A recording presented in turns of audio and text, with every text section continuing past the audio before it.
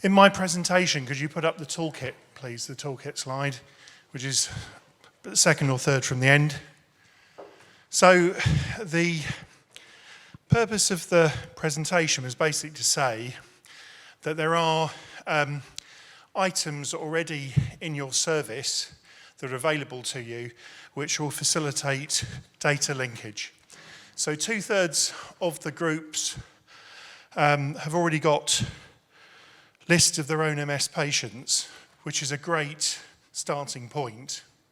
However, 2/3 of the group didn't have an IT contact, and a good proportion of people had never seen a report from their institution, or indeed knew who generated the reports. So if we get the toolkit slide up at some point, what we're suggesting is essentially, can you keep going back? A bit further.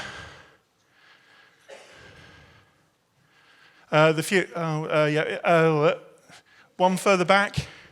One further back. There, that one. Right, so you've already got your list of MS patients in the majority of cases. You need to find somebody friendly in your IT department. We suggested various ways that you might encourage them. Krispy Kreme works very well, or other donuts. But you find somebody, if you don't know who your IT contact is, find out who runs the reports in your department. If you don't know who runs the reports in your department, ask your service manager. And your service manager also should then be able to tell you which system you use in your trust. The other key thing to say is that in terms of once you've linked your data, you need to visualize it. You may have an all singing, all dancing visualization package, for example, Click, Power BI, but as we pointed out in the presentation, everybody has access to Excel, and Excel is perfectly acceptable if that's all you have. So you have the basic components of your IT linkage toolkit. Even if you take your MS list and you link it to your patient admin system, your PAS, that will give you basic information on demographics for all of your patients: age, gender, CCG, GP practice, admissions, and so on. And if you have any additional data that you can link to put the meat on the bones, as it were, so for example, if you have a list of DMT patients with other additional information, you can link those in as well. And as we said, obviously everyone's filling in BlueTech, so you now have the wherewithal to be able to download your BlueTech data, and you could technically link those together as well. So you need to find somebody in IT that will help you with that. And the final thing to say really is that visualizing data not only gives you some insight into trends and so on, it also indicates the veracity of the data and the completeness of the data. And so that then should act as a prompt, if you like, to complete the missing data and resolve any issues or items that are out of range. So hopefully that more or less sums it up. But again, Joella talked about the practicalities of downloading BlueTech. If anybody has missed that, if anyone's unsure how to do it, please ask Joella, and she's very kindly agreed to support people in doing so. I came back into that work stream, and Malcolm Quayle said that he didn't have a problem with the data being published. And so I personally think we need to put this into the public domain and create some transparency around it, just so that people know that we're working on it. So if I can encourage you, David, to at least follow up on the, how do we get this into the public domain in a transparent way as well. All right, so the next work stream is Rob from Shift. He's going to talk to us about the patient as a partner. Thank you, Gavin. Cheers.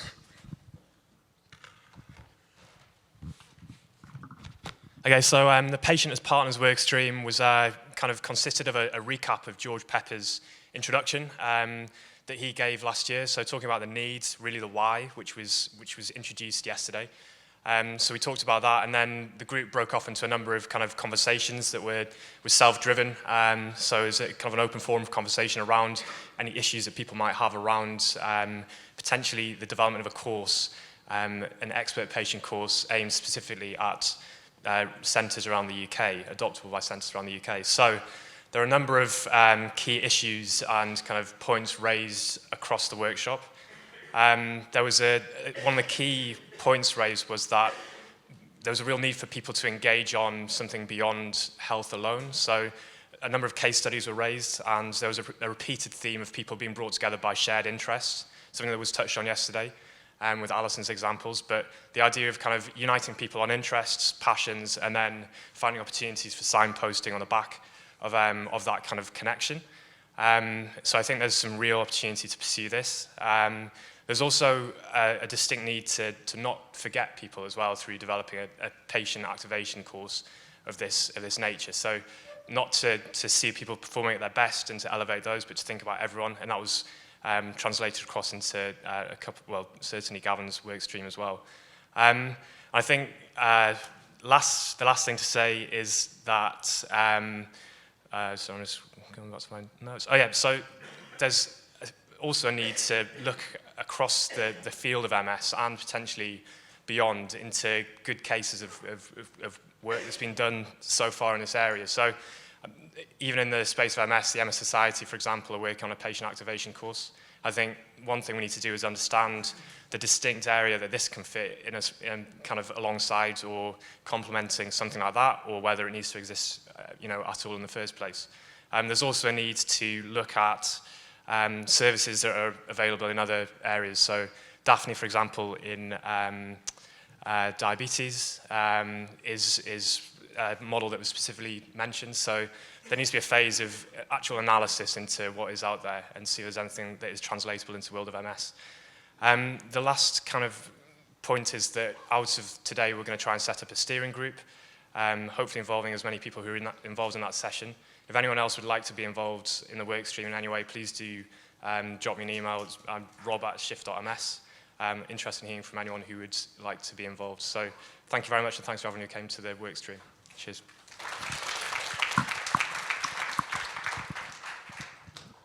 Jeremy.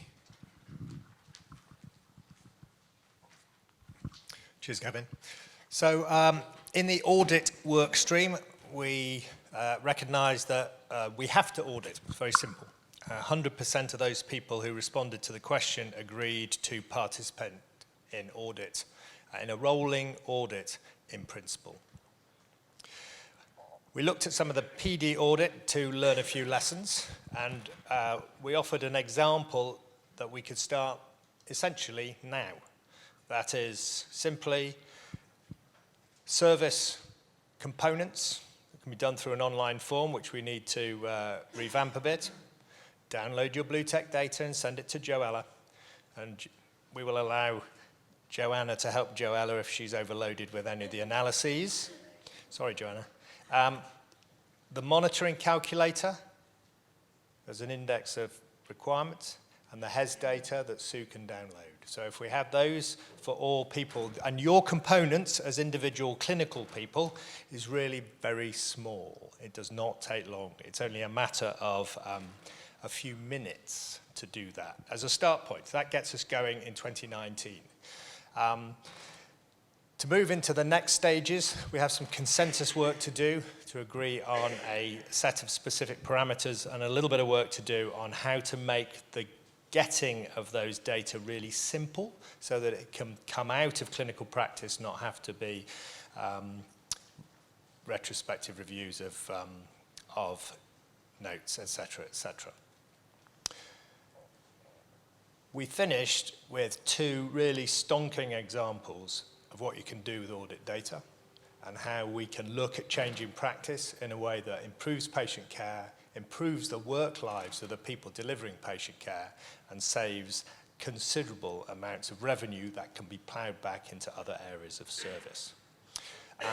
We need to set up a steering committee from people who wish to participate, but we honestly can start our audit today. That's it.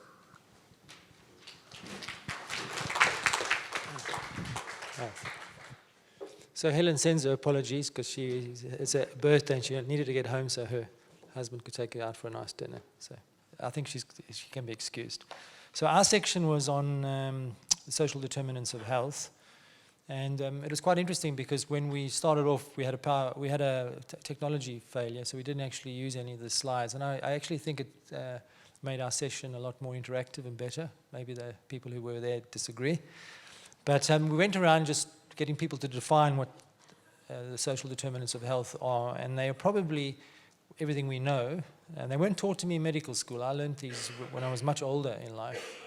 And it's around really your educational attainment, how wealthy you are or how poor you are, your lifestyle and your health behaviors that are dictated by being poor and uneducated.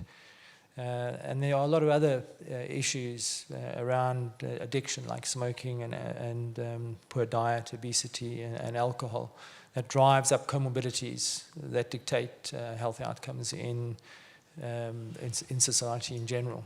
Now we have got some emerging evidence in the MS space that these things are not just relevant to cardiovascular health or mental health, but they also impact on health outcomes in people with multiple sclerosis.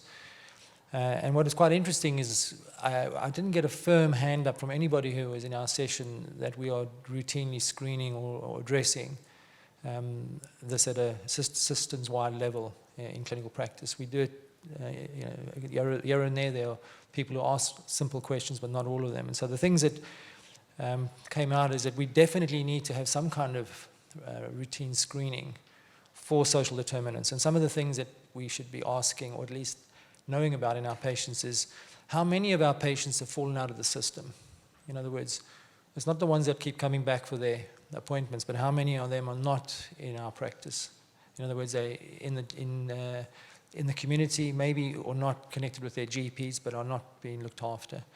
So we think we need, at a systems-wide level, for MS services to go and find those patients using community services, GPs, records, or whatever, to try and identify, because those are the ones that are likely to be socially deprived. How much social isolation in the patients? Do you know how many pressure sores your patients have had? Do we know about their employment status? I know a lot of our MS nurses in our centre spend an enormous amount of time helping patients fill in their PIP forms and appealing their PIP rejections. The one service actually had a CAB advisor funded by the MS Society to help with this workload, which has become an incredibly big issue. Can I just see a show of hands? How many people help their patients spend a lot of time doing PIP assessments? So it's all the nurses in the room who's put up their hands. It's a big issue. And one of the other things we also brought up was things around how many of your patients have child carers. You know, this is between the ages of 6, 7, and 13, looking after them. Do we know that? Another one I brought up is aged carers. How many have quite old patients where their elderly parents are looking after them because of... Another thing I brought up was food poverty. I gave an example where I asked a patient a couple of weeks ago about her diet, and she was essentially eating bread and she was having toast and tea for her diet. And that's becoming an increase in it. And how do we help with food poverty? So these are the things that are obviously out there, but we just, as a group, are not looking for them. And so we need some kind of systematic screening tool or procedure to try and find and address these issues, because they do impact on outcomes. And our big worry about doing these lovely things is that we will just create a two-tiered system, and those people at the bottom will be forgotten. Some of the solutions that people brought up is IT, converting people to phone consultations because of the transport costs. Potentially reinventing home visits or getting funding for home visits, because then you can actually go into the home and pick it up. Linking with community services, setting up clinics with the primary care teams, accessing new money that's coming to NHS. We should be there in the front of the queue for the social prescribing budgets. They're going to be put into the community. Trying to get the same as RA does is there's a QOF for general practitioners to screen RA patients every year for comorbidities, because what dictates mortality in rheumatoid arthritis is comorbidities. It's not the RA anymore. It's them dying of myocardial infarctions and strokes and that. And it's probably driven by systemic inflammation. And MS is the same. If you look at Ruth Ann Mary's data from Canada, MS is just the same as RA. It's an enormous burden, comorbidity. Or we're screening for comorbidities. The other thing is to create high-risk registers. Can I see how many people in this room in their service have a high-risk register where patients are at high risk, or on a register where they actually get phoned or contacted once a week, every 2 weeks, or once a month to make sure they're okay? Yeah, okay, nobody has that. So that exists in other disease areas, and I think, you know, in the MS space we should have high-risk registers to look to target these patients. What else was there? There was things around food poverty. You know, is there could we put in place a system for food vouchers? But that doesn't exist at a social level either. Maybe we should actually learn from other disease areas, particularly the psychiatrists, the oncologists. There's a Macmillan screening questionnaire for these issues in the cancer space. And similarly, in the geriatric space, there's this complex needs assessment template that picks up all these social issues and actually identifies a particular elderly person who's been at high risk, so more resources can be put in on them. So those are kind of the issues we discussed, and so there is going to be a work stream, so we are going to go about way and review the literature and potentially come up with a screening tool that we could potentially test in the MS space. And come up with systems, and everybody in our room who said we're going to participate and agree. We're going to need some more doers, but that's part of this meeting, is to get people to participate in that. Okay, so that's where we're going to go with social determinants of health, is looking after the people that aren't in the system, or finding the people that aren't in the system or at risk of falling out of the system. So I assume ours overlaps a little bit with Agni's lifestyle and wellness. Agni, you want to come and present your session?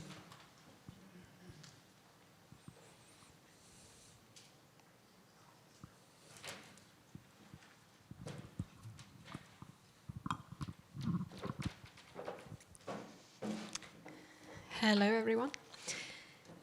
We had a look at the evidence in healthy living and MS, and we found that it has got a health benefit. It also has got benefit on brain health and health aging with MS. We decided to scope what is around our local area in terms of the healthy living, whether you have locally programs such as Hope program, which is a positive psychology-based program. It's like a life coach program, helping people to live with a chronic condition. Also, whether there are around healthy lifestyle teams that provides information for people how to live healthier. For example, at Torbay Hospital, we have a healthy lifestyle team that gives patients an access to join the gym or swimming pool for £20 per 20 session, and people do engage with that program very much. Whether there is around the program your local area, that's a question mark, and I think we need to scope and explore. Also, what is important, I think that patients should have an access to healthy lifestyle clinics.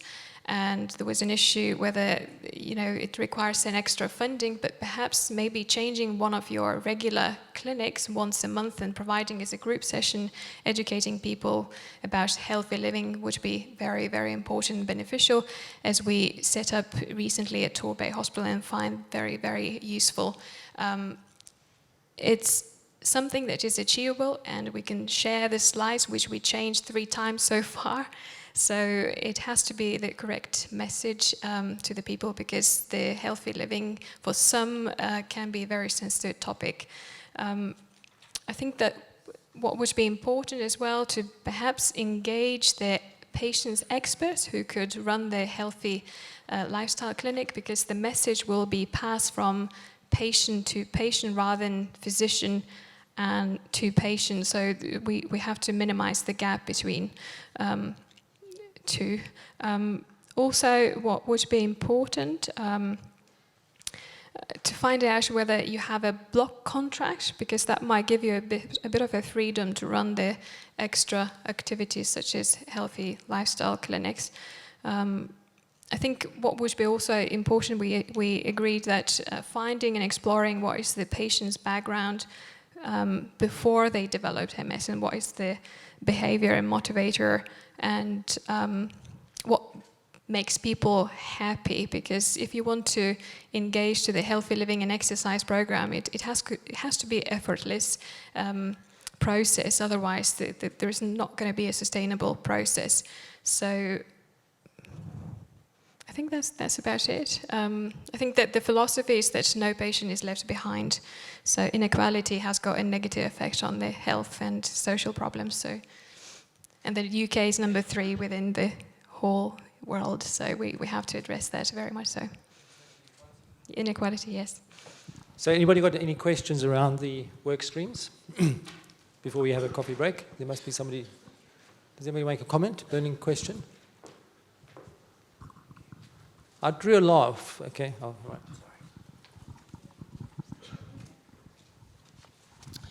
You mentioned about the people in the work streams being involved in the work from those, but if we're interested, we weren't there, will email invites be sent out, or?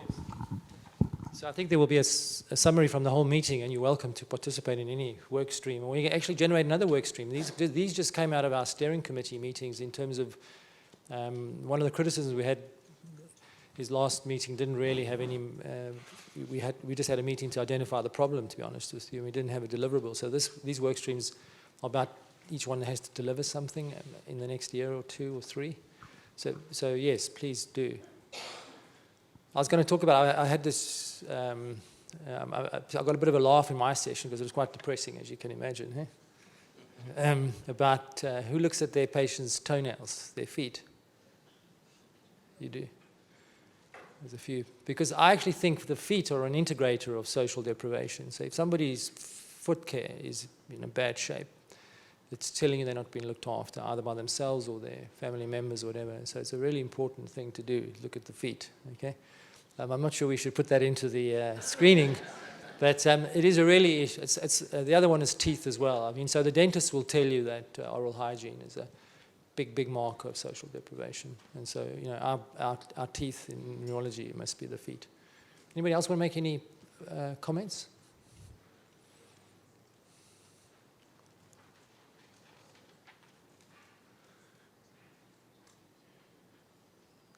Nobody else.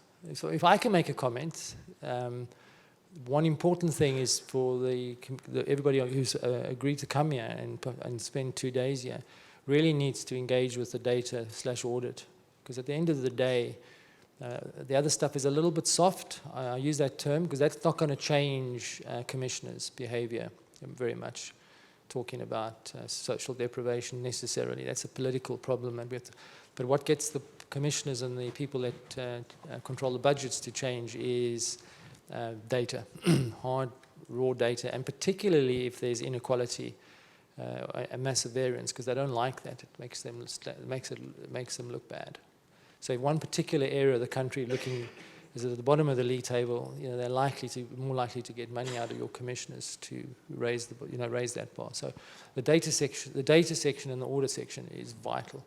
And this is why we need the MS Society and the MS Trust and Shift MS as well to partner with us, is how we make this frictionless. I think it's the big unmet need. It's quite embarrassing that we're in 2019 and we don't have a national audit, because every other disease that's made big improvements in the cancer space, in stroke, they've all had registers, and they've had registers for years, and they've acted on their register data. And when you look at the countries that got the best outcomes, in my opinion, in MS, they happen to be the Nordic countries, Norway, Sweden, Finland, Denmark, and Australia. And what makes those countries, and even Italy now is doing better than us, and what makes those countries unique is that they've got national, or almost national registers that run, and they act on their data. And so when you go to MS meetings, it's dominated by the Nordics and Australia and the Italians, and even the French presenting register data, which is kind of part of their national audit data. Okay, so we're ahead of time. It's good. So should we come back 10 minutes early? We'll come back at 1:45, then we can get away early. Okay, 1:45 for the poster presentations, and then more questions. Okay.